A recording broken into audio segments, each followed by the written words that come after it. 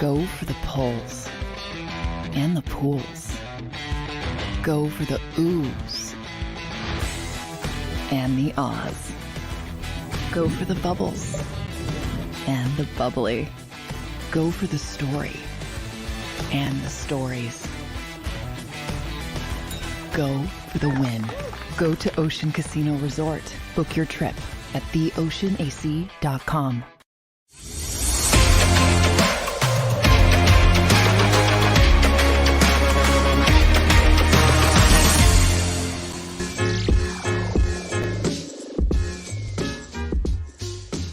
What's up, everybody? Welcome in to the Legal Hands to the Face show with Bill Colarulo. After that absolute domination by the San Francisco 49ers over the Philadelphia Eagles. And we're going to talk about it all. We have a great show scheduled for tonight. There's a lot to unpack after that loss. The Shaq Leonard announcement, the Eagles have brought in a linebacker. We all saw that one coming with how the linebackers played yesterday afternoon in South Philadelphia. And we're going to be joined later tonight by Philadelphia Eagle Hall of Fame linebacker Seth Joiner. Can't wait to talk to Seth about what we saw the Philadelphia Eagles display at Lincoln Financial Field, especially on the defensive side of the ball last night. So Seth Joiner will be joining the show. But as always, guys, I appreciate you all here in the chat. We are simulcasting this Legal Hands to the Face show both on the JAKIB Sports Network as well as my YouTube, Bill Colarulo, and the Legal Hands to the Face Sports Talk channel. So make sure you're subscribed to both. Make sure you're following on all your social media platforms. We post daily content to Instagram, Facebook, Twitter, YouTube, Threads, TikTok. We're everywhere. So make sure you're following. And if you're listening to the audio, we will upload the audio of this show to all the podcast platforms once the live show is completed. Leave us a review if you feel up to it. Helps us reach more Eagles fans. But let's get right into it, guys. I saw some of my crew at the Power Hour today at 10 o'clock. I also host the Philly Sports Power Hour right here on the JAKIB Sports Network. And I saw some of you guys there today. So some of you already heard how upset I was with that performance. And let me get this out of the way, because I know it is just one game. I know this Philadelphia Eagles team is still 10-2, and they do still control their own destiny to the top seed in the NFC. But what we saw on display last night was all of the things that we have been worried about, not just during the season, but in the offseason with that defense. And I'm not absolving the offense because we need to talk about them as well. But if you follow me, if you follow this show, if you were listening to this podcast during the offseason, I was not happy when the Philadelphia Eagles let TJ Edwards walk in free agency. I said it the moment they let TJ Edwards walk out the door and sign with the Chicago Bears. I was fine with them letting Kazir White walk. I thought he had an up and down season last year. But when they let TJ Edwards walk, who I think we completely underrated in this town last year, you're talking about a guy who played over 94% of the defensive snaps, who led your team in tackles, who was top 7 in the NFL in tackles. And you let him walk out the door, and he didn't sign a big money deal. You could have brought him back, but instead, we put all of our hopes into Nakobe Dean, who played 34 snaps before this season.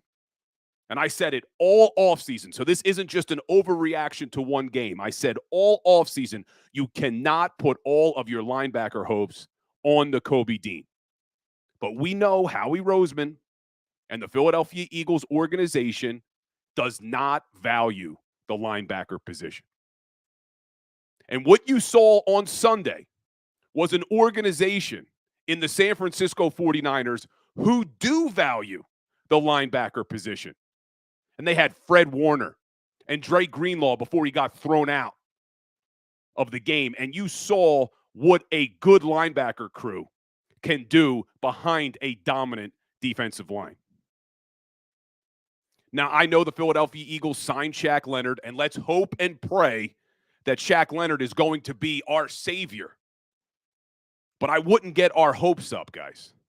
And I'm going to talk to Seth Joiner later in the show about this. But the Indianapolis Colts are a playoff team. They are fighting for a playoff spot. You don't just let a linebacker who's a four-time All-Pro walk out the door. They didn't trade him. They don't save any money by cutting him. They're still on the hook for his full contract. So why did they cut him? Why did they let him leave?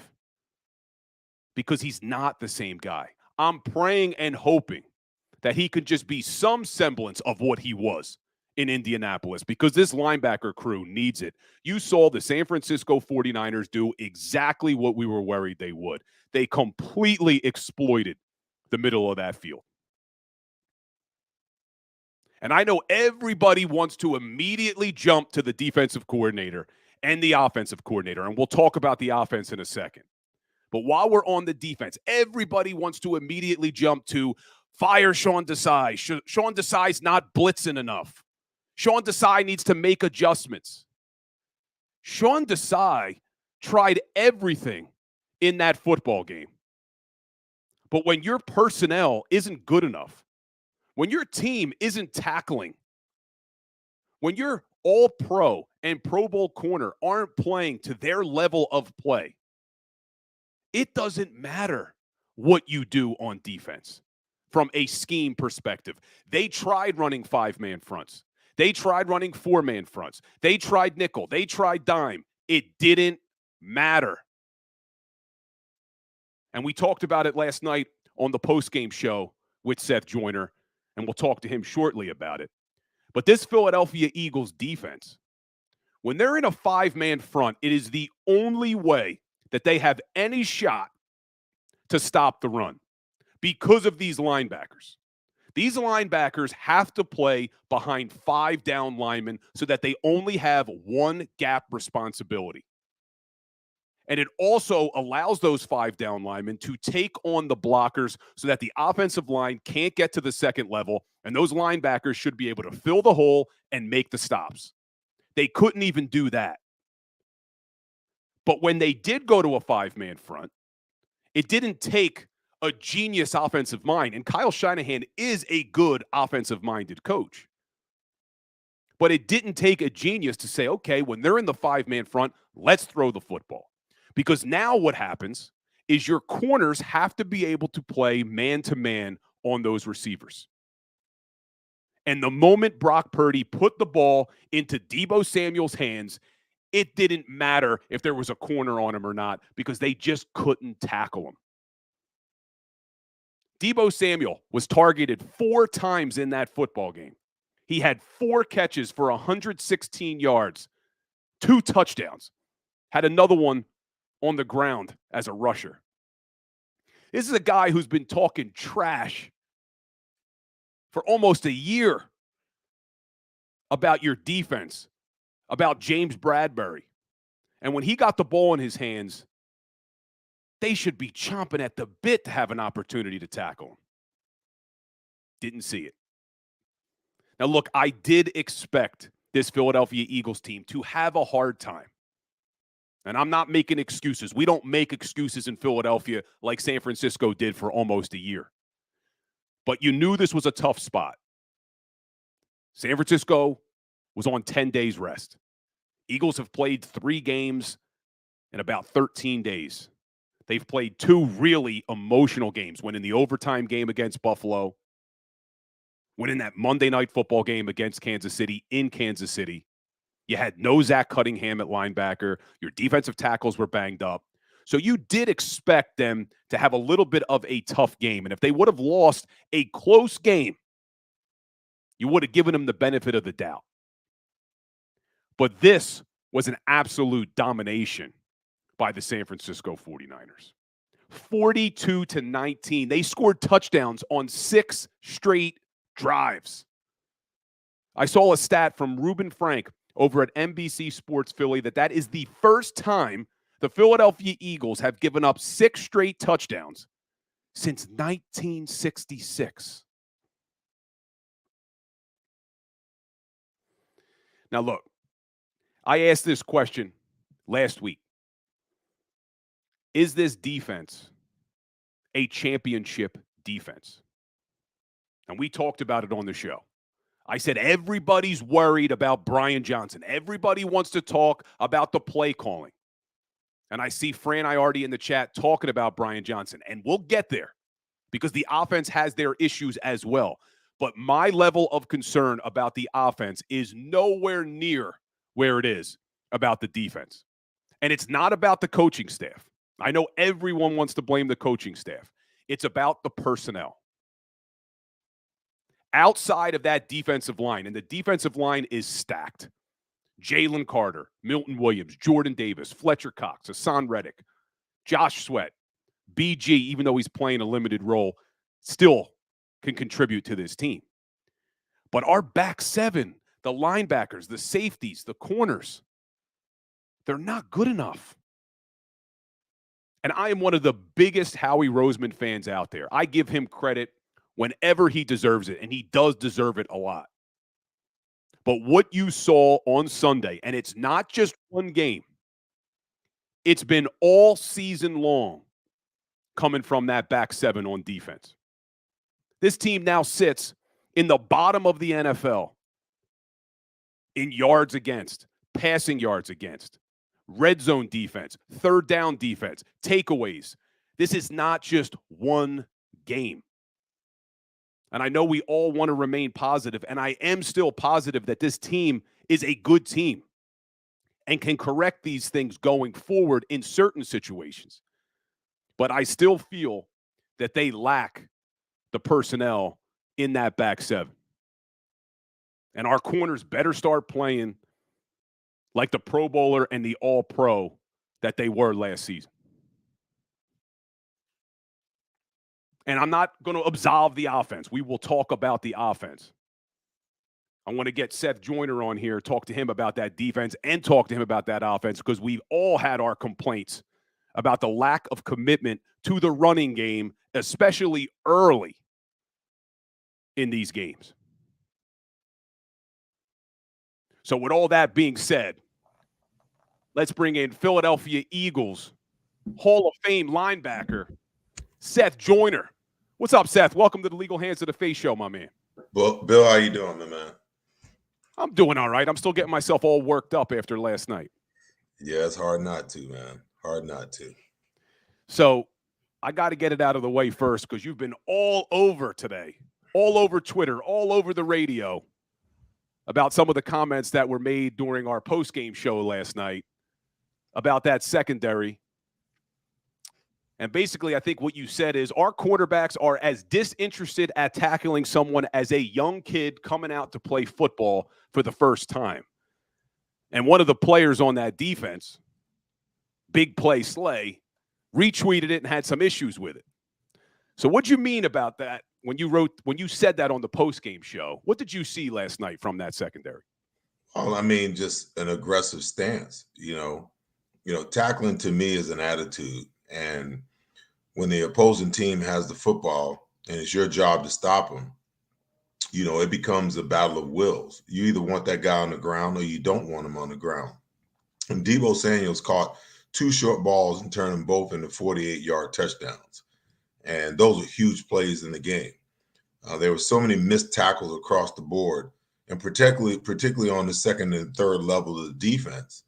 When I watched this secondary tackle, it seems to me the only 2 guys that are willing to put some leather on somebody and tackle somebody and send a message to somebody, is Reed Blankenship, and the young kid, the young safety, Sidney Brown. Sidney Brown. Everybody else is looking to put a pad on a guy thinking that he's just going to fall down. Everybody is looking, to push a guy out of bounds instead of making them pay the price for catching the ball. And that's just not the way that great defenses play. That's not the mindset of great defenses. And yeah, listen, when you call somebody out, of course, they're going to be in their feelings about it. I get it. I get, Darius Slay wanting to fire back, but like I told him in my tweet, the eye in the sky doesn't lie. We've seen the missed tackles, and it wasn't just the secondary. Josh Morrow had more missed tackles by himself, probably, than anybody else in the secondary. But you're not going to succeed against teams that come in with an intensity level that the San Francisco 49ers brought to the link yesterday. You're not going to play against teams like that and succeed if you're not intent on getting the ball carriers on the ground. It's not enough to get there. It's not enough to put a shoulder pad on them. It's not enough to just wave your hand at them. Guys are only going to go down when you put the effort in to put the guys down on the ground. And I just didn't see enough of that in yesterday's game. Let's keep it on the defensive side of the ball for a second. So who do you think shares the most responsibility here? Is it the coaching staff or is it the players for not executing for the way that defense came out and played last night? Well, I think it's both. As a player, you have to have a certain amount of pride about yourself, in tackling to make sure that you get the guy down on the ground. The coaches can't do anything but take the chess pieces and put them in place to make plays. But if the players don't make the plays, even the most well thought out plans and game plans just don't work. I feel like Sean Desai, was at a quandary yesterday because there was a massive chess match that was going on between he and Kyle Shanahan all day yesterday.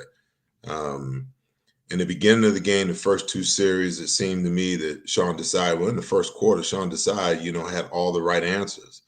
They came out throwing the ball, San Francisco did. They threw it 3 times in the first series, punted. They came out the next series, they threw it twice and ran it once, punted. And then after that, in the third series forward, the next 6 series, they figured that, hey, we need to get this running game going. And once they got the running game going, it just opened up the rest of their offense. And the Eagles had no answer for it. The Eagles cannot stop the run in their 4-man front. They just can't. The linebackers aren't good enough. They don't understand the run fits enough. And sometimes, even the safeties, misfit sometimes. So then you're forced to go to your 5-man front in situations where you might not want to on first and second down because you just don't know. You know that you got to get the run game under control, but that extra guy in the front now puts you in a position where you're at a deficit on the back end. Now you only got 6 guys rather than 7 guys to cover with.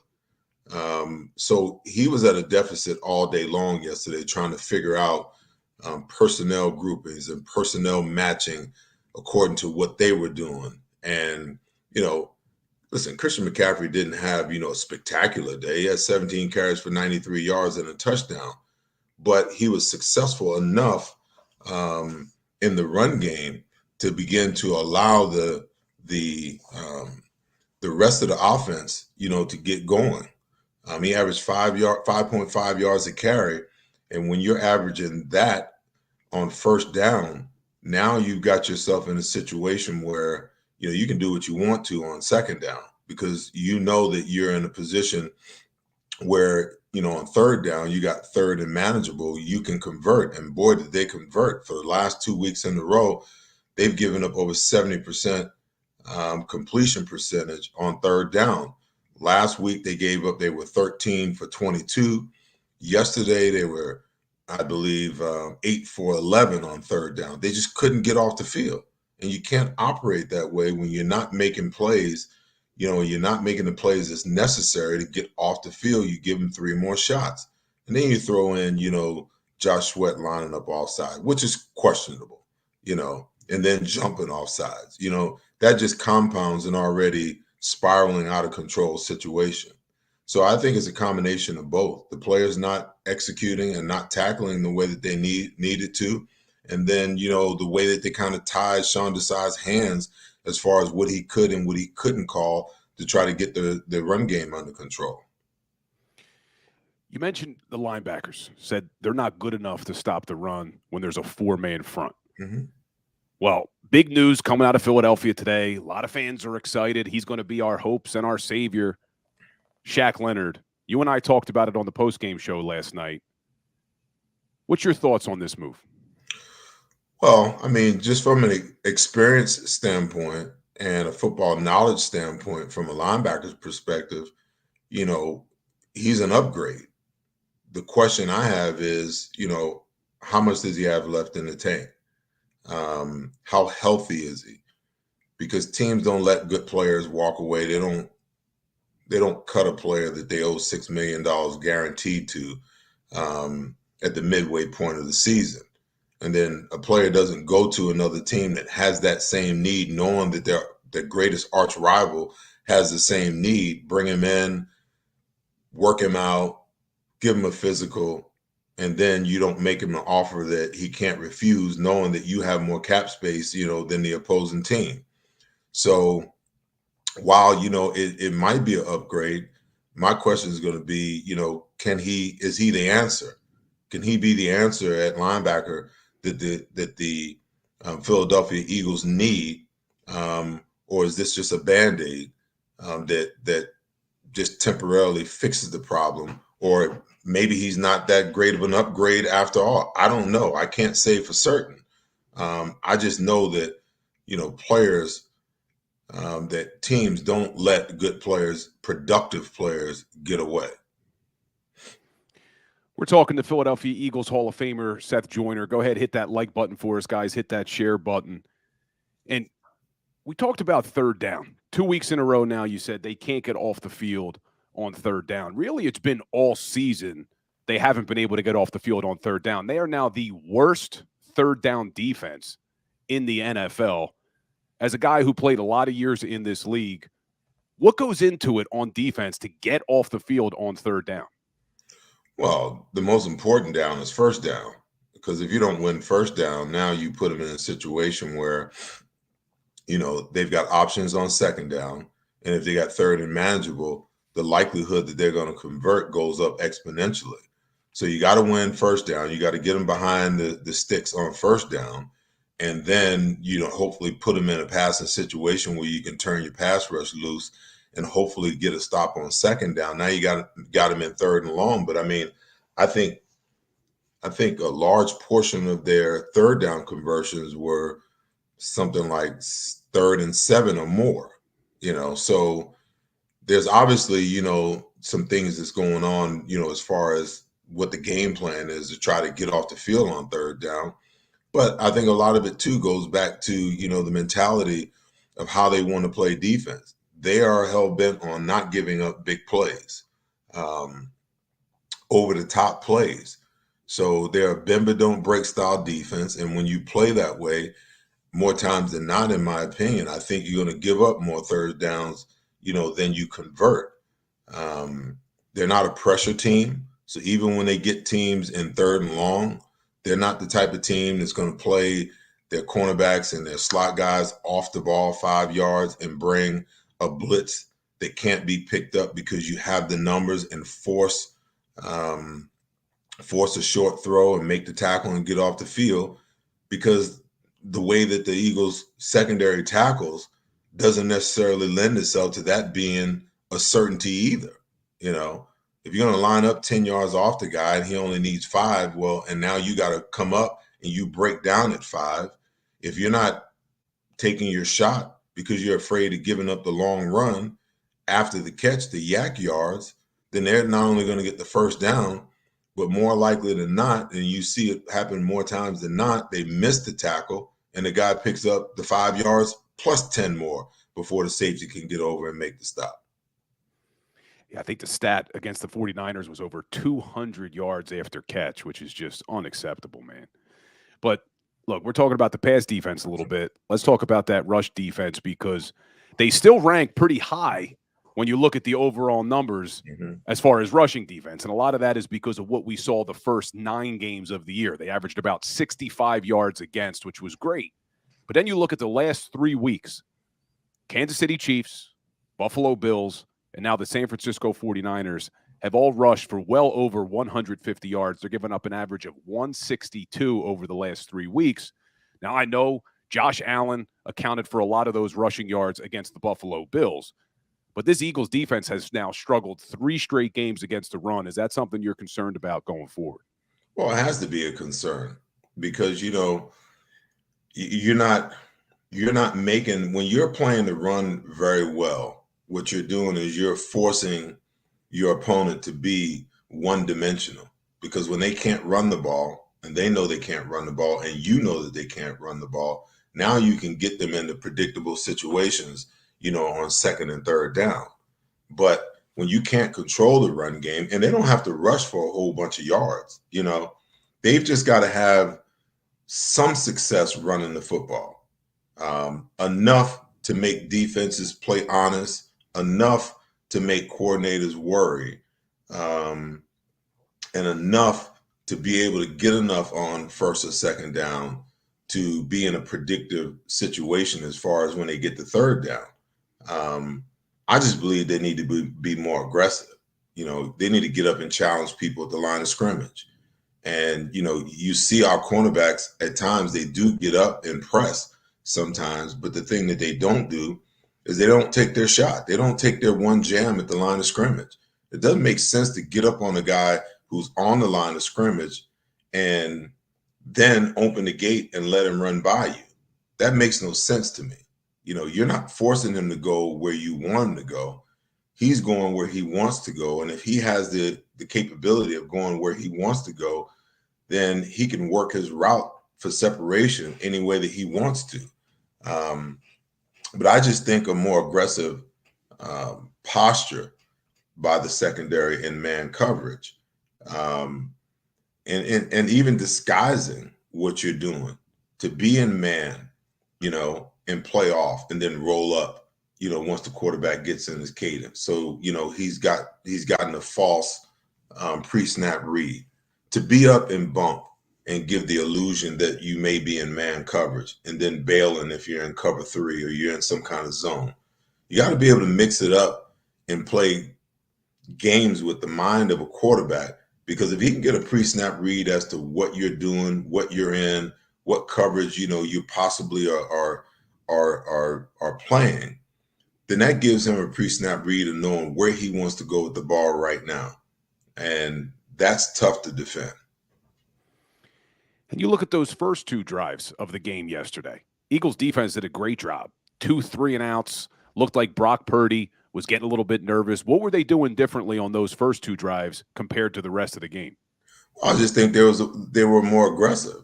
The pass rush, I think the defensive line got the sense that, they were going to come out and try to establish the run early. The pass rush was getting to Brock Purdy. I think Hassan Reddick got a sack real early in the game there, kind of put him behind the sticks a little bit, which they needed to do. And, they just played, in my opinion, from a more aggressive, standpoint. But then once San Francisco got the run game going, it took away whatever aggression they had. And that's the benefit of the run game, whether we're talking about the offense or the defense. It changes the way that you want to play the game. If a team is running the ball well on you, well, you got to honor that. When that quarterback sticks the ball out, you got to honor the fact that, he may hand it off. So if you're playing the run as a defensive lineman, you can't go, all out balls to the wall pass rush. You got to play what's in front of you, and you got to make sure you honor the fact that they may run the football. And then now you got to transfer into, pass rush mode.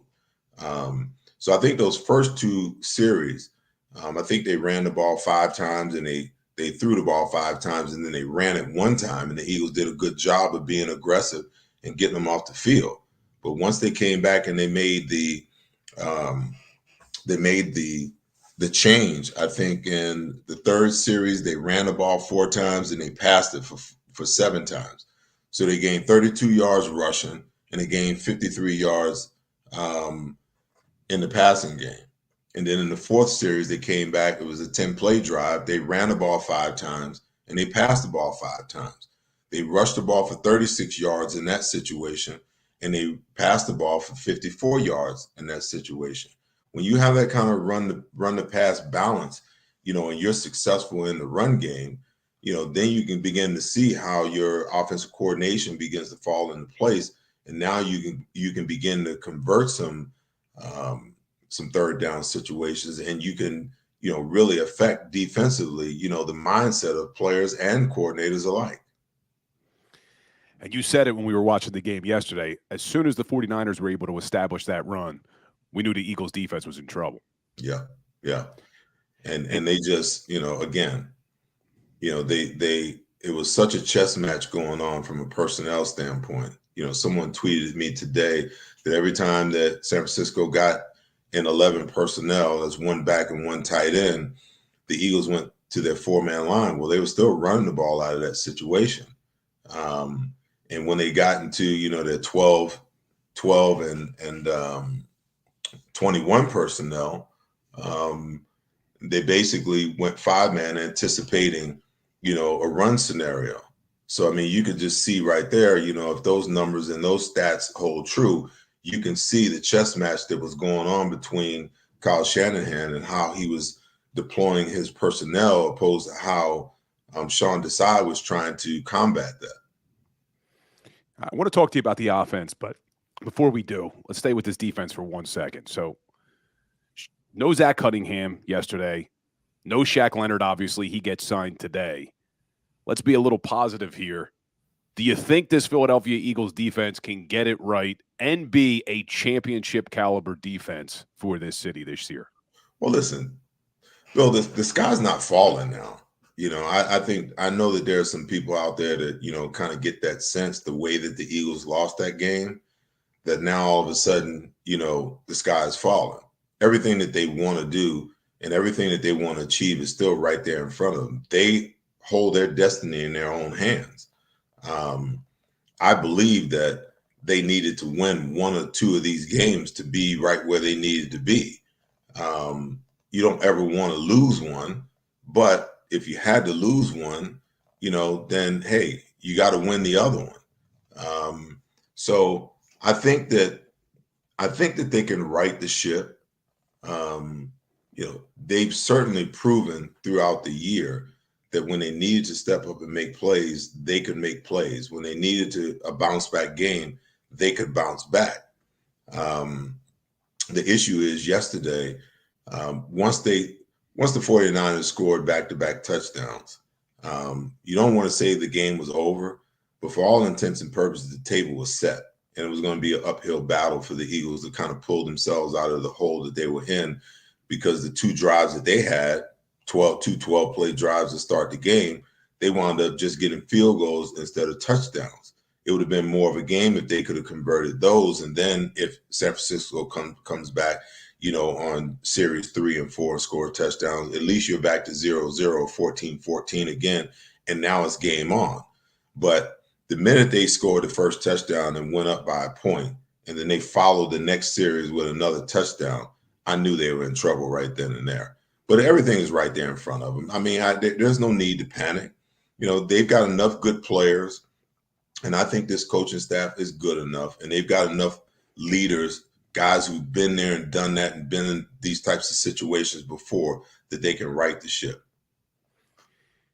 And if they're going to right the ship and get to a Super Bowl, most likely they're going to have to beat this 49ers team. Mm-hmm. How do you stop that 49ers offense? What do you have to do from a defensive perspective?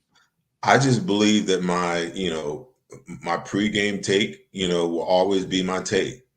This 49ers defense, Christian McCaffrey is the linchpin. If they can get the run game going, and then they can mix Debo in, with some of that jet motion and some of those swing passes and things like that. If they can get that kind of stuff going, you're going to have a hard day against them. Your intent has got to be to get that run game under control early, send the message early. And then you need your offense on the other side, at the other side of the equation, to put points on the board. You can't settle for threes against a team like this, because the statistics bear out. Brock Purdy is a much better quarterback when his football team is actually leading in a game opposed to when they're losing. His completion percentage is 71%. He's got 8 touchdowns. That's going into yesterday. He's got 8 touchdowns against 0 interceptions and 120.7, quarterback rating. But when they're losing, those numbers drop precipitously. He's 63% completion. He is only has 2 touchdowns to 4 interceptions, and his quarterback rating drops to 82. This team, I said it yesterday, this team to me is a front-running team. If you let them get going, they're tough to handle on both sides of the ball because the defense is the same way. They really thrive when they have you behind. And when they have you behind with that pass rush and fast linebackers and aggressive style, they just pour it on. So this is a football team. Now, the Eagles did a good job of, I guess you can call it a good job. I mean, I said yesterday that they needed to have, under 10 possessions in this game in order to be in it. But I didn't foresee San Francisco, ripping off 6 scoring drives in a row. But you got to get them behind, or you got to play them even, long enough to get to a point where you can make some plays to actually win this game because they're just that good. You mentioned the offense not being able to convert on their first 2 drives. They've been actually really good in the red zone, so it was a surprise that they went 0 for 2 to start. And you look at the offensive categories, they're in the top of the league in a lot of categories when you look at the final numbers. But one thing I've been frustrated about, I know you've been frustrated about, is that they just will not commit to giving DeAndre Swift carries for halves at a time. Why do you think Brian Johnson and Nick Sirianni, because he's an offensive coach, will not give the ball to DeAndre Swift more than they do? Well, listen, first of all, I don't think it's really their philosophy that the run game is, how they want to win football games. Jeffrey Lurie has said in the past that he believes that a high-powered offense with a franchise quarterback, is the way that you win, and passing the football is how you win games in the National Football League. That sounds good in theory, but when the rubber meets the road, you're seeing more successful teams be more balanced than they are pass heavy. San Francisco 49ers, they tried that yesterday, and it didn't work the first 2 series. They had the wherewithal to say, okay, let's adjust. Let's go back to the run game. Let's try to get that established, and then we can run our offense off the run game. The Eagles don't operate that way. The Eagles believe that anything that they want to do off of in their offense will come off the passing game. They believe that their wide receivers are just that good that they can win all the time, and sometimes, you have to, like, when you're calling plays and you're coordinating defenses and offenses, you have to be flexible at all times. You have to be flexible from play to play, from series to series, to quarter. You just have to be, because if something isn't working, you can't just keep bumping your head against the wall doing the same thing, expecting a different result. We all know, what the meaning of that is. So you got to be flexible enough to say, okay, this isn't working, let's go to this, but the Eagles won't do that because they got 2 of the best wide receivers in the National Football League.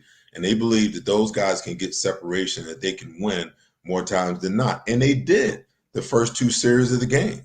But whatever adjustment it was that San Francisco made defensively the rest of the way, they weren't willing to say, okay, even though we didn't have success running the ball, we're at least going to still continue to commit to running the football until it works. Because as low as the per average run is, and I think they average something like 2.2 yards per carry. All it takes is one 20-yard, 125-yard run to push that number up to a respectable number. But when they don't have success early, they abandon the run. And I think it's one of the biggest mistakes that an offense can ever do is put themselves in a situation where they make themselves one-dimensional rather than the defense making them one-dimensional because of how they call plays. And we saw it against the Buffalo Bills. That one carry where DeAndre Swift took it for over 30 yards really sparked that whole offense for the second half. But I just don't get why they literally will go entire halves without getting Swift involved. But like you said, it's their philosophy. We know Jeffrey Lurie doesn't want to win that way. They don't believe that's how you win that way in the NFL.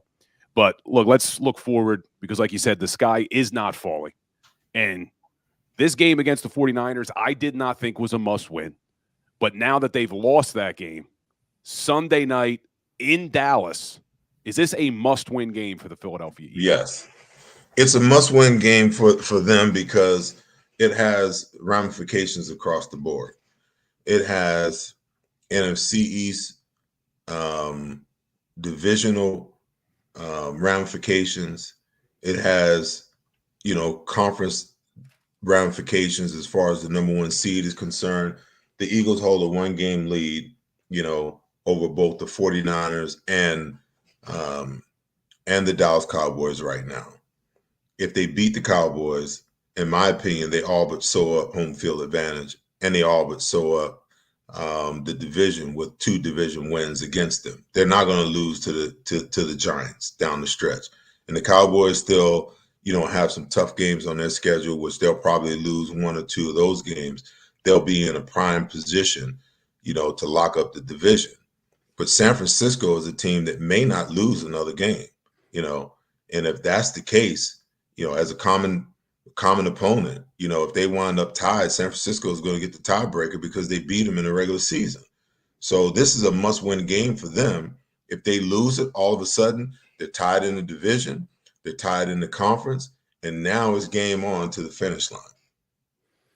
And we'll continue to break down that game all week. We'll talk about it on the pregame, but I want to get an early prediction from you. Do you think the Philadelphia Eagles go into Dallas and knock off them boys? Well, the Cowboys have won 14 home games in a row. At some point in time, that streak has to be broken. No better time to break it than Sunday night.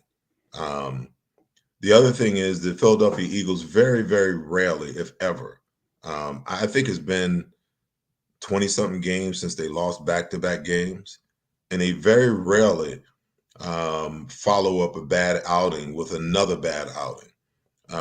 So I expect for them the focus to be laser this week. I expect for the preparation to be heightened this week. They are truly in playoff mode, in week 14, if you can believe that or not. That's where they are, and that has to be their approach. That every game from this point forward is a playoff game if they want to have the NFC Championship and all the playoff games, the divisional round and the NFC Championship and the number one seed be here in Philadelphia.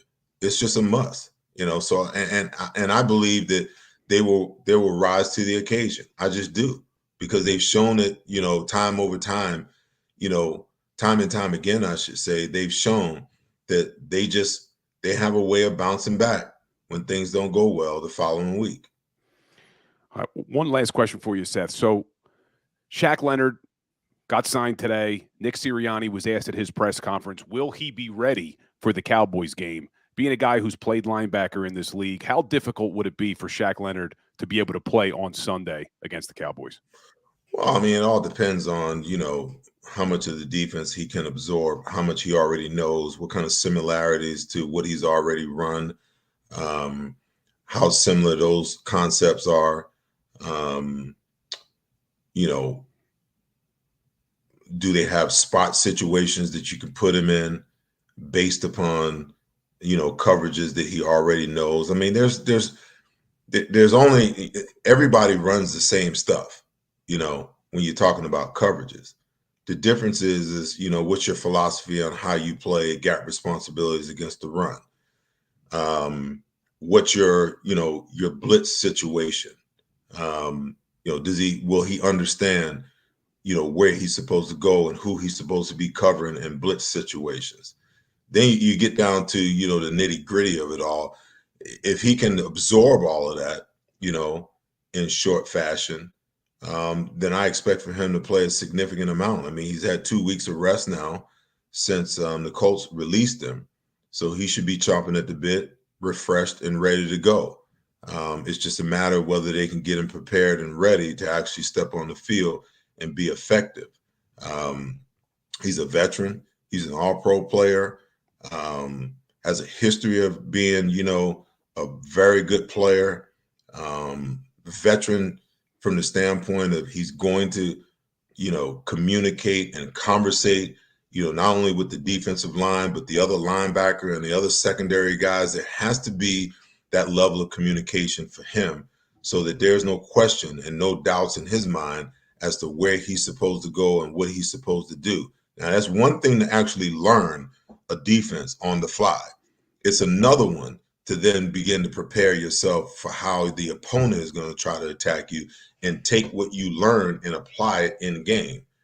That's the conundrum for him more than anything else is, it might not be so much what he learns and how much of the defense he knows, but how much can he just store in his data bank and then be able to prepare through film work, game plan, and all those types of things, and then get in the game when the bullet's alive and be able to apply it, when everything's going 110 miles an hour. And before I let you out the door, I got to ask you about a former teammate of yours. They released the finalists for the Hall of Fame this year, and Eric Allen is on it again. Is it about damn time that Eric Allen makes the NFL Hall of Fame? It's way past due. It's way past due. I've watched some guys that played in his era, guys that played after his era, with similar to lesser numbers get in before him. And it is absolutely a travesty, in my opinion, that a guy with the type of numbers that he has, with the Pro Bowl cachet that he has, that he's had to wait this long to get into the Hall of Fame. I do believe, and I'm praying for him, that this is the year that it actually happens, because he is one of the great guys, one of the greatest teammates that I've ever had, and there's no one that's more deserving to be in the Hall of Fame that I can think of than Eric Allen. It's long, way past overdue.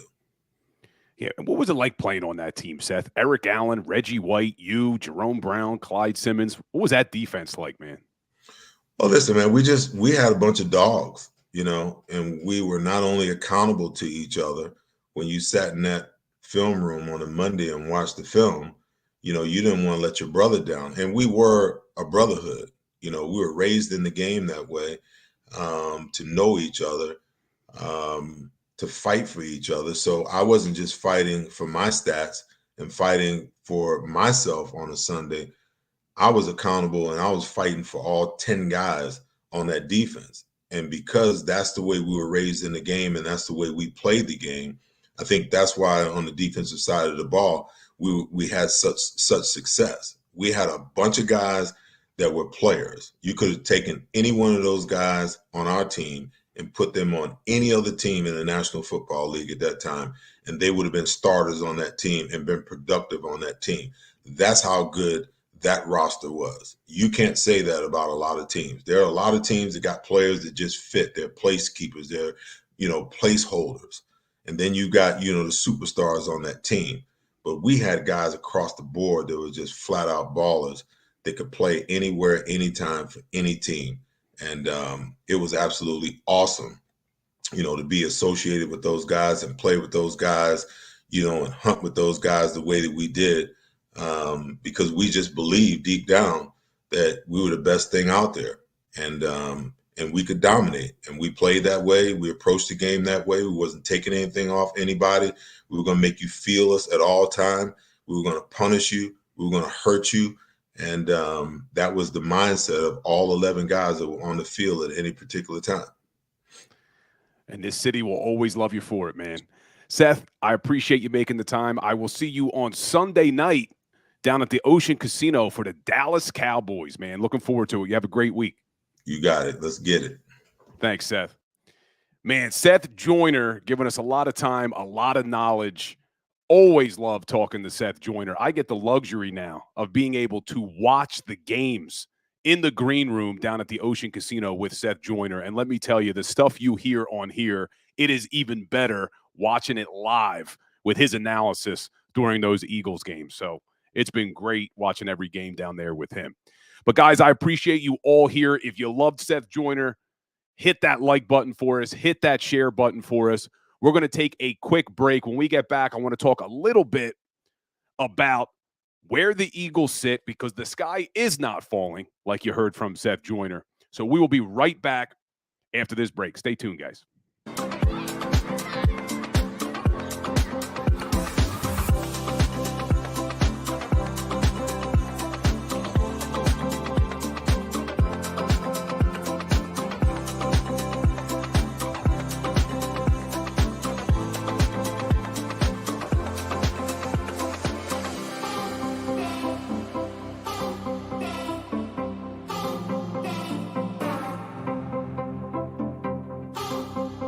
If you own a company and you're not producing a podcast, you're missing out. The public consumes messaging when they're ready. Join the professional podcast network of companies and let JAKIB Media Partners put you in the podcast arena. Come to our professional studio or we'll come to your place of business and professionally produce your company podcast. Call JAKIB Media right now at 267-261-3428. 267-261-3428.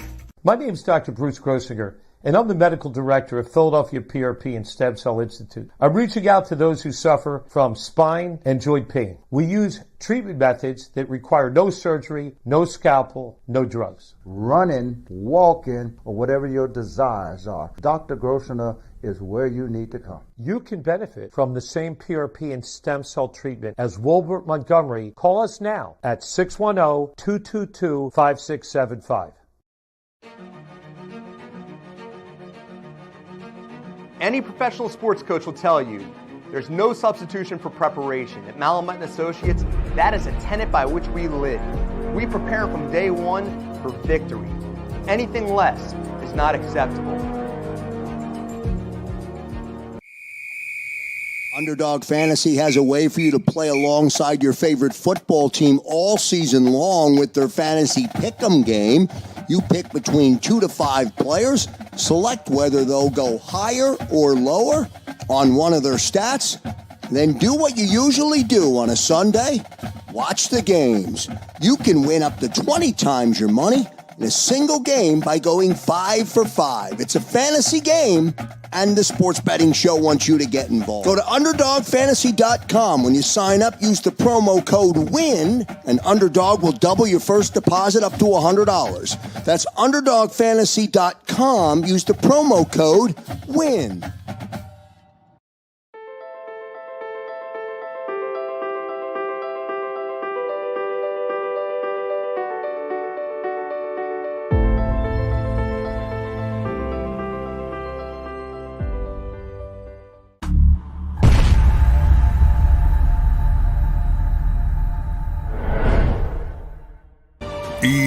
EAGLES, Eagles.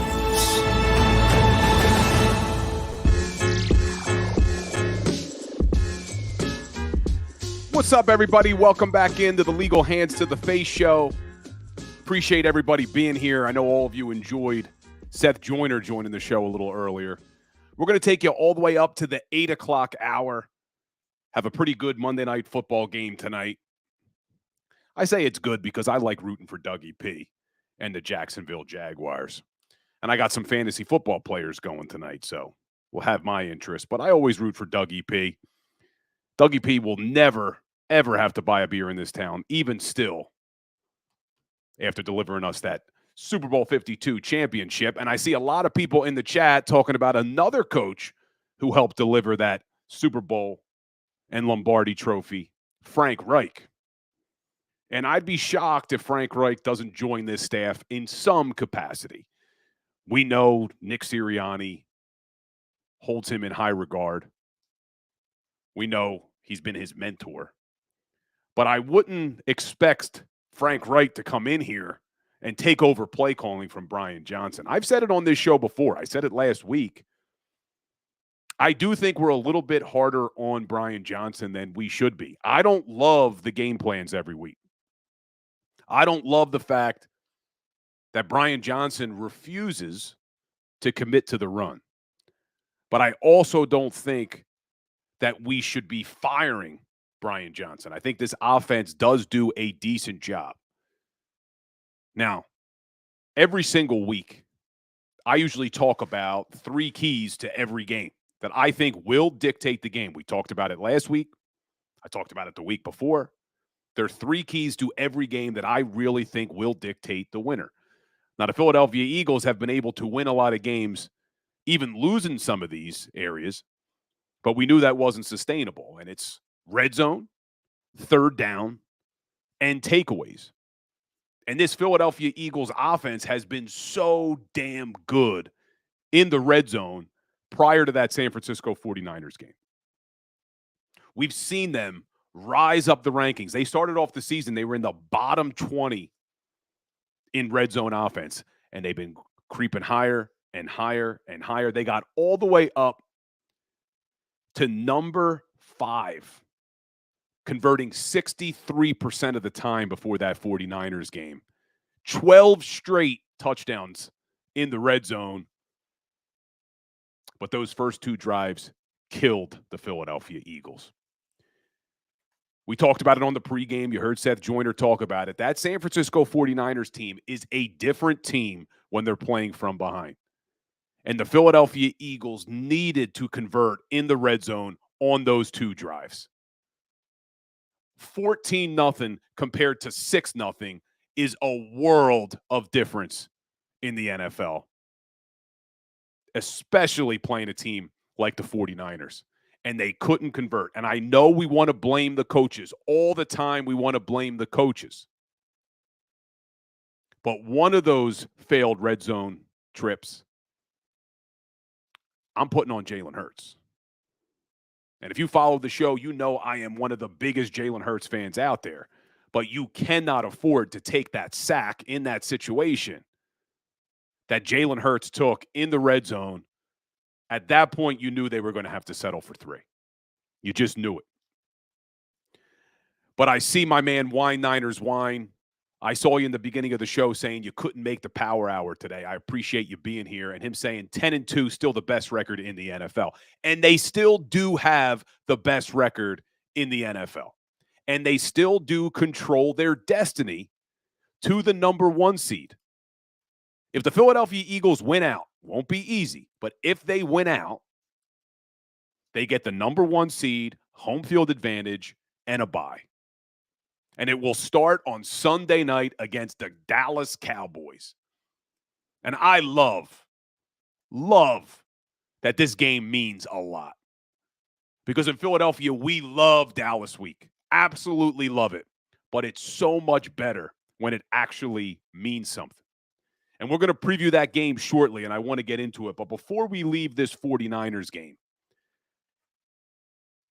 Brian Johnson, and again, I am not one of these guys who thinks that Brian Johnson should be fired. I think he is doing a decent job. He can get better. No doubt about it. The game plans could be better. Some of the play calling could be better. But I do think they're doing a decent job on offense. They're still putting up a lot of points, a lot of yards. But what I don't like, and you heard me and Seth Joiner talk about it earlier, is the failure to commit to any sort of running game for extended periods of time. And I went and looked at all of their games. The only game where they really committed to the run was against the Minnesota Vikings.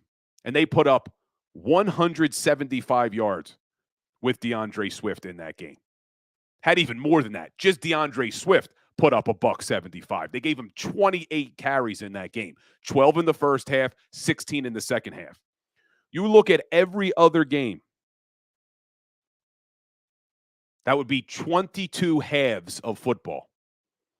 In 12 of those 22 halves, so you're talking more than 50% of the time, they gave DeAndre Swift 6 or less carries in a half. Just completely forgetting about him. And you look at this 49ers game. I get it that the game got out of hand. But they only gave him 4 carries in the first half. You have to do a better job of committing to the run. And I said it on the pregame show right here on the JAKIB Sports Network that even if the running game isn't working, it's working. Simply by committing to the run, making the defense have to honor the running game means it's working. But when you drop back as many times as the Philadelphia Eagles drop back in that football game, it became easy for that 49ers defense. And I tweeted this out earlier today. I know a lot of people love to talk about we need the blitz, we need the blitz. You look at the final numbers from that 49ers game, the Eagles blitzed 35% of the time. The 49ers only blitzed 9%. Now, I get it. They were in prevent towards the end of that football game.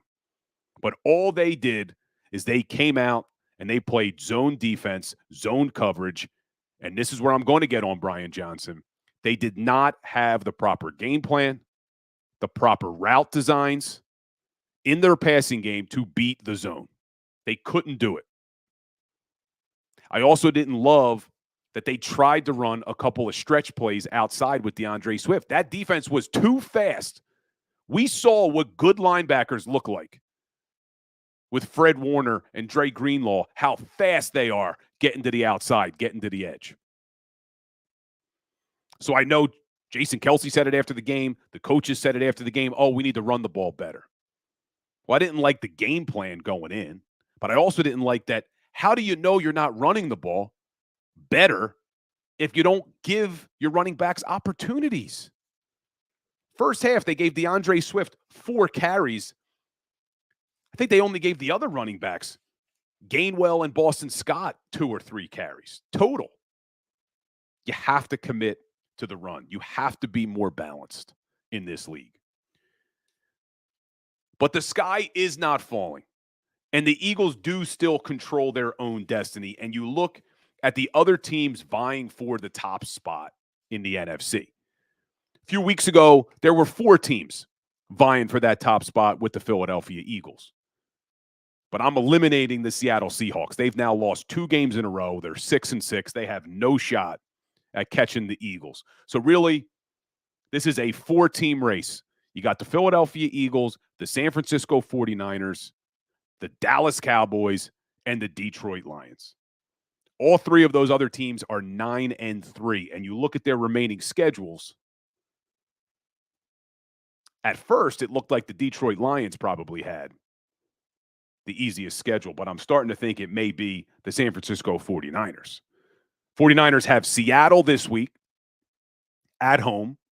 Then they go to Arizona. Their toughest game is at home against Baltimore in 3 weeks. Then they're at Washington and then home against the Rams. Now, I know that Rams game is a division game. The Seahawks game this Sunday is a division game. But both of those games are at home in Santa Clara. I see the 49ers, at best case scenario for the Philadelphia Eagles, losing 1 more game, which would put them at 13-4 on the season. And that's if they lose to the Baltimore Ravens. They could very easily win out and be 14-3, which means the Philadelphia Eagles can't afford to lose another game because they don't own the tiebreaker with the 49ers for that number 1 seed. And remember, no longer in the NFL do the 2 top seeds in a conference get buys. Only 1 team gets a bye because now 7 teams make the playoffs. NFL wanted 3 wild card games per conference. So you look at that 49ers team, it's going to be tight. We need the Ravens to beat the 49ers. The Lions are at Chicago, home against the Broncos, at Minnesota, at Dallas, home against the Vikings. I could see them losing 1, maybe 2 games. I don't think they win out. They almost lost to the New Orleans Saints. They lost to Green Bay on Thanksgiving. I don't see the Detroit Lions winning out. So I think the Philadelphia Eagles, as long as they keep winning, don't have to worry about the Lions. And then obviously the Dallas Cowboys. The Eagles can take care of the Cowboys by simply beating them on Sunday night. But that Seattle game the week after won't be easy going to Seattle. The Seattle Seahawks straight up against the Eagles. I think the Eagles beat them. But that is a back-to-back road game for the Eagles in Seattle. Anything could happen. It got moved to Monday Night Football. First time ever the NFL has flexed out to a Monday night game. But it starts this weekend, and I asked Seth Joiner this question about, is this a must-win for the Philadelphia Eagles? Because I did not think that San Francisco 49ers game was a must-win. I said it all week on my other show, the Philly Sports Power Hour. Said it all week. As much as I wanted the Philadelphia Eagles to win that game because of all of the whining and excuses that were made by the 49ers for almost a year, and as much as we hated the 49ers, it was not a must-win game by any stretch of the imagination for this Philadelphia Eagles team. They were bound to lose one of these games. I didn't like the way they lost. We've talked about it. I didn't like some of the things that happened on defense that have been a trend as of late. But they didn't need to win that game. But this week, on Sunday Night Football in Dallas, is a must-win. Because if the Philadelphia Eagles lose to the Dallas Cowboys, no longer will we be talking about, can the Philadelphia Eagles be the 1 seed? We're going to be talking about, let's hope the Philadelphia Eagles aren't the 5th seed. Because if the Eagles don't take care of business in the NFC East, the best spot they could finish would be number 5 as a wild card team. So we need this Philadelphia Eagles team to do something that's not easy.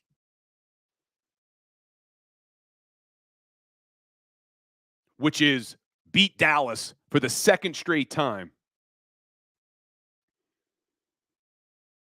and do it in Dallas. Not an easy task. Dallas Cowboys are a decent team. And I want to just take a look forward at the Dallas Cowboys. And before we end tonight, guys, like we do every night, I'll give you a little Philadelphia Eagles trivia. And because we had Seth Joiner on the show, a little bit of a hint, Seth Joiner is involved in the trivia. But you look at this Dallas team. They got a good team. They have a good team. And I talked about it a few minutes ago. And I said every single week I like to look at 3 areas. 3rd down, red zone, and turnovers. And this Philadelphia Eagles team has not been good at all in the turnover department. They've gotten away with it 10 out of 12 times. They've gotten away with it. Turnovers weren't an issue against the 49ers, but they were a big issue in their other loss to the New York Jets. And I see people in the chat talking about they should have just beat the Jets, Crawley says. But you look at this Dallas team, Dallas has been very good in the turnover department. They are a +8 turnover differential. This season, the Philadelphia Eagles are a -2 turnover differential. It's amazing that a 10-2 football team could be a -2 turnover differential. They have to fix that. They have to flip that the remainder of this season. You are not going to win a lot of games in this league if you don't win the turnover battle, and it's amazing that they have so much this season. So turnovers, and we saw it. If you guys watched on Thursday night, the Dallas Cowboys hosted the Seattle Seahawks. And I thought that the Seattle Seahawks really exploited that Dallas Cowboys defense. We know how good Deron Bland is, set the record, actually beat Eric Allen, who we were talking about with Seth Joiner. But Eric Allen held the record, was tied for the NFL record for the most interceptions returned for a touchdown in a season. Well, Deron Bland passed him on Thanksgiving Day.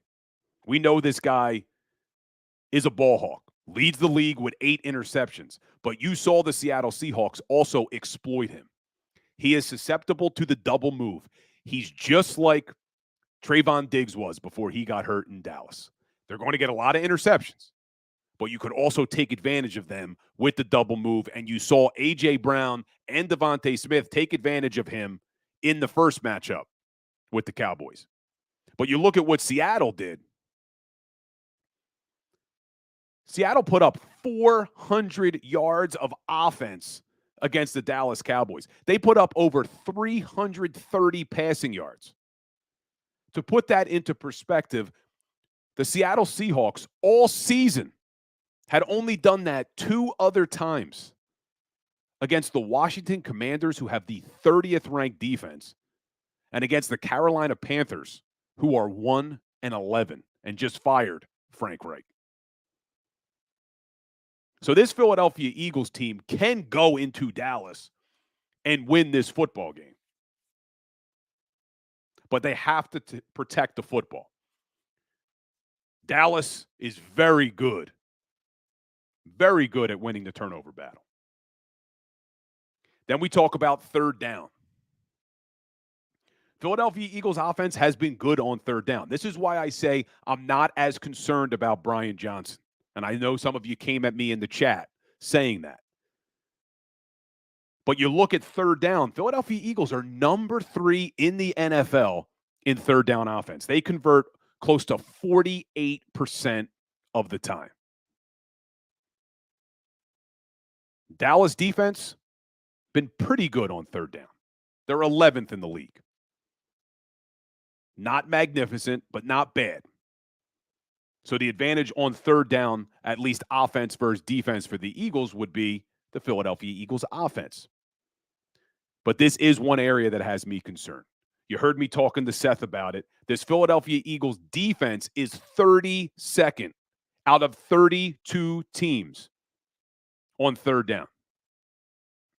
And the Dallas Cowboys are slightly higher than the Philadelphia Eagles. Philadelphia Eagles are 47.9 on third down. Dallas is 48.5 on third down. They are the second best third down offense in the entire league. So that's something that needs to be fixed this week, because you have the 32nd defense on third down going up against the number 2 third down offense in the Dallas Cowboys. So Sean Desai and that defensive coaching staff better figure out how to get off the field on third down. Because good teams extend drives on offense on third down, and they get off the field on defense on third down. And then my third key to every game, in addition to turnovers and third down, is red zone. And you saw how important the red zone was yesterday against the San Francisco 49ers. Philadelphia Eagles go 2 of 4 for 50%. San Francisco goes 4 of 4 for 100%. Turned out to be a big difference in that football game. And you look at this Dallas offense, they haven't been that great in the red zone. Middle of the pack in the NFL. But there's been a theme here with this Eagles defense. Eagles are in the bottom of the NFL in red zone defense as well, hovering around 28 in the league. So just like they need to make sure their third down defense is good this week, they need to figure out their red zone defense this week as well. And you look at the Philadelphia Eagles offense, they were starting to make some traction in that department. We talked about it with Seth. 12 straight touchdowns in the red zone. We're up all the way to number 5. Well, after this week, they dropped a couple spots.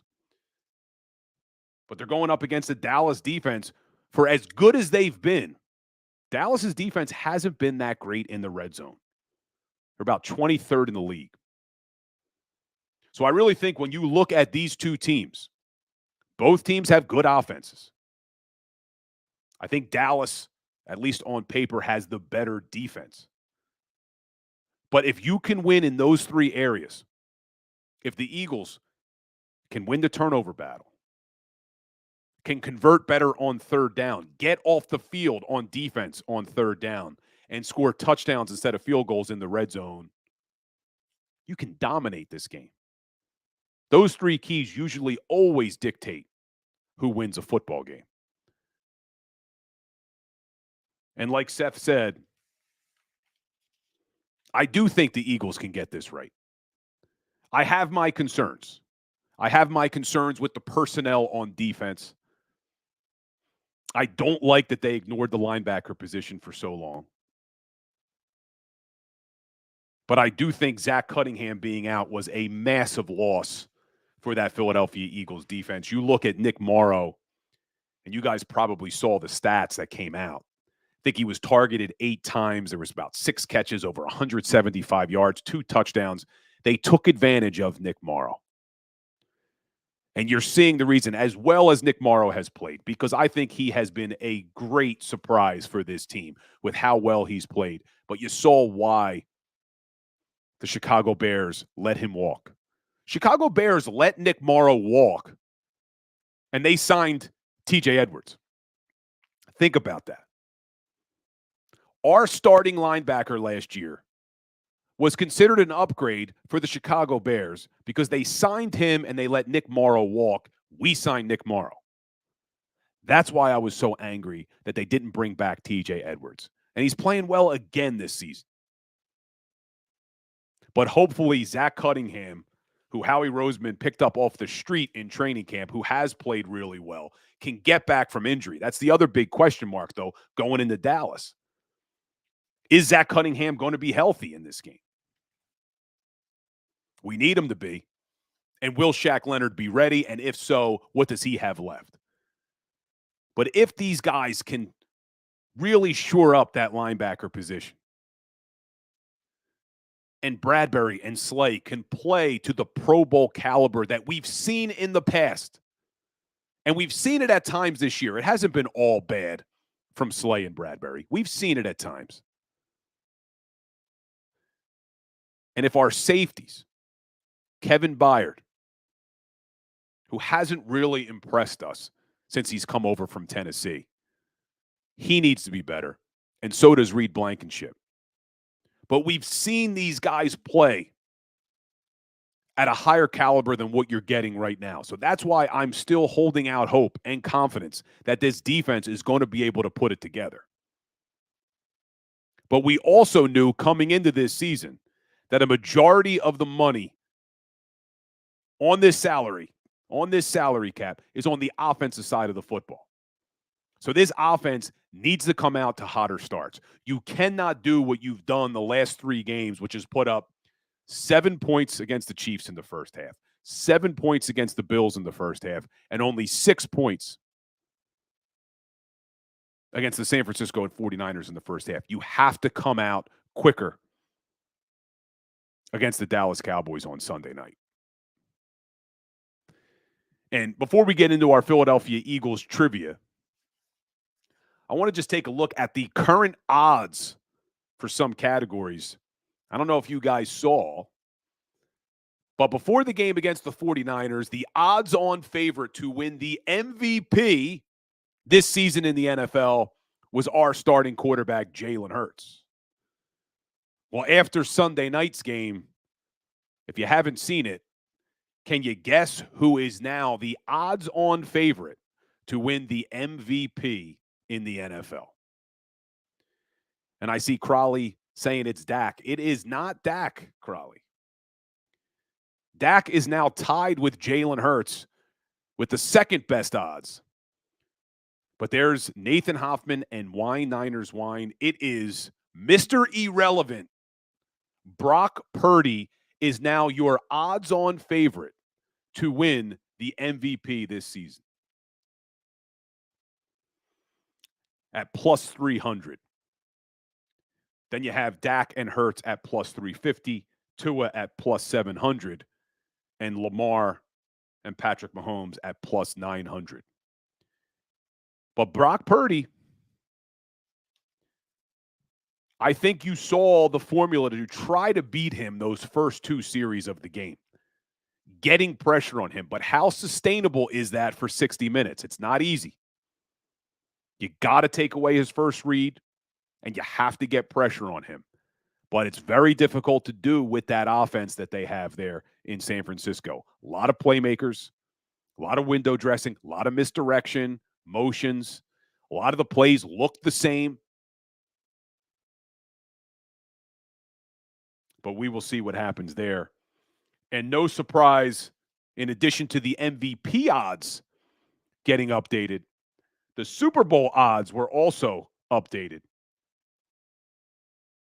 And not a surprise here after the San Francisco 49ers absolutely dominated Philadelphia Eagles. 49ers are now the odds-on favorite to win Super Bowl 58 at plus 310. And coming in at number 2, the Philadelphia Eagles at plus 550. Number 3, Miami and Kansas City tied at plus 700. And then Dallas and the Baltimore Ravens at plus 850. But this still is a very good Eagles team. There's a lot of playmakers on the offensive side of the ball. That's why you saw them able to overcome some of the deficiencies that we've seen the first few weeks. No, not really a few weeks. 13 weeks in the NFL. That's how they've been able to overcome it. They have so much talent on that offensive side of the ball. And we didn't really get into it tonight, guys, and we're running out of time, but I saw some of you talking about the offensive line did a good job against San Francisco. They did do a good job against San Francisco. I did not think that 49ers stacked defensive line was able to get pressure on Jalen Hurts. That wasn't pressure because of good coverage in the secondary. Offensive line did a great job. Lane Johnson did a great job against Nick Bosa. But that's why I still have confidence in this team. That offense is good enough. The question I have is on the defensive side of the ball. Do they have the personnel? Can these guys raise their level of play? Can Darius Slay and James Bradbury and Reed Blankenship and Kevin Byard raise their level of play? And do we have the answer at linebacker now with Shaq Leonard and Zach Cunningham coming back from injury? I don't question the defensive line. We know how deep the defensive line is.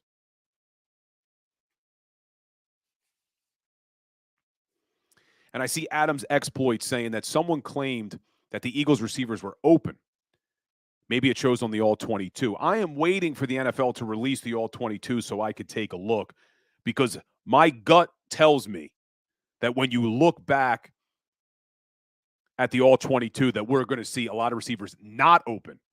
I don't think the receivers were able to get open against the zone coverage that the San Francisco 49ers were running early in the game. Towards the end of the game, look, Jalen Hurts threw for almost 300 yards because the 49ers switched to a prevent defense, and the Eagles were pretty much able to do whatever they wanted. But when they were in that zone defense to start the game, I don't think they were open. I think that's why you saw Jalen Hurts drop back and then immediately get off of his spot, get out of the pocket, because there was no one open down the field. But I will take a look at the All-22.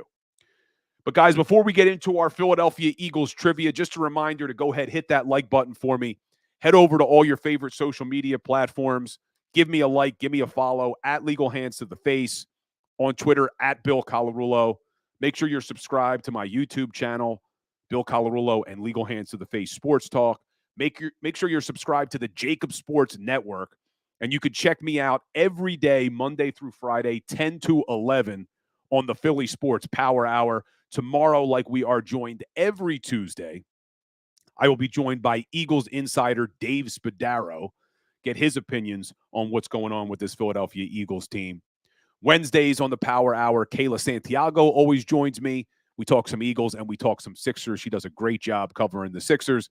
And then on Thursday, we do our Thursdays with Farzy, and Mark Farzetta joins the show. So be sure to subscribe to the JAKIB Sports Network and check out the Philly Sports Power Hour. Also, this week, I will be hosting Sports Take with Rob Ellis right here on the JAKIB Sports Network, Tuesday and Wednesday, right after the Philly Sports Power Hour from 11 to 2. So working some overtime this week. You're getting a lot of Bill Colarulo. I don't know if that's a good thing or a bad thing, but hit that like button if you're a fan. So let's get into the Philadelphia Eagles trivia real quick. I told you I had a little bit of a Seth Joiner spin on it since my man Seth joined the show tonight. But there are a handful of NFL players who are in the 2020 club, meaning they have 20 career interceptions, and 20 career sacks. But there are only 3 Philadelphia Eagles to ever accomplish that feat. Do you know what 3 Philadelphia Eagles are 2020 players? I gave you a hint on the one. Seth Joiner was on the show. So obviously Seth Joiner is a 2020 player, Philadelphia Eagles Hall of Famer with 24 career interceptions and 52 career sacks. Pretty incredible statistics. But can you give me the other 2 Philadelphia Eagles who are 2020 players? I'll give you guys a chance in the chat to see who can get this one right. And I don't know if you guys are going to be able to get this. And it's not Eric Allen. We did talk about Eric Allen today. You heard Seth Joiner say it's long overdue for Eric Allen to make the Pro Football Hall of Fame. He's not the first person to say that. Everybody that I talked to who watched Eric Allen knows he should be in the Hall of Fame. And I heard some people saying in the chat that Deion Sanders said Eric Allen should have been before him. And there's a correct answer. Philly's own gives us a little B-Dawk. Surprised no one got that sooner. B-Dawk, of course, is a 2020 player. Thunderbird comes in with Brian Dawkins as well. B-Dawk, of course, is a 2020 player. And I'll give you a hint on the third. It was a teammate of Seth Joiner. Was a teammate of Seth Joiner. Not Jeremiah Trotter. Dominic guessing Jeremiah Trotter. God of Thunder throws out Concrete Charlie. Not Concrete Charlie either. Nobody's getting this one. Andre Woodard's not correct. Troy Vincent, not correct. One more hint. He was a linebacker who played with Seth Joiner for some of his career. There it is. William Galbraith gets it with Willie T. Willie T, baby. Also in the 2020 club. Willie T's played a lot of games for this organization. I just want to see if I can find that before I let you go. I'm looking through my stats here. For most games played at the linebacker position, you have Seth Joiner at number 5, Frank LeMaster at number 4, John Bunting at number 3, William Thomas at number 2, and number 1 was Concrete Charlie as far as most games played by a linebacker in a Philadelphia Eagles uniform. Great stuff, guys. Well, look, I appreciate all of you being here. Again, hit that like button, hit that share button. If you're listening on the audio of the podcast, make sure you are subscribed to the podcast. Leave us a review. Really helps us reach a lot more Eagles fans. And hope to see all of you on the Philly Sports Power Hour tomorrow, 10 o'clock. We'll be joined by Eagles insider Dave Spadaro. Thanks for spending this Monday night with me, guys. Really enjoyed it. And I saw Wine Niners Wine asking for a Dallas Sucks. So I'll give you a little Dallas Sucks. But as always, guys, go Birds. Go for the pulls and the pools. Go for the oohs and the ahs. Go for the bubbles and the bubbly. Go for the story and the stories. Go for the win. Go to Ocean Casino Resort. Book your trip at theoceanac.com.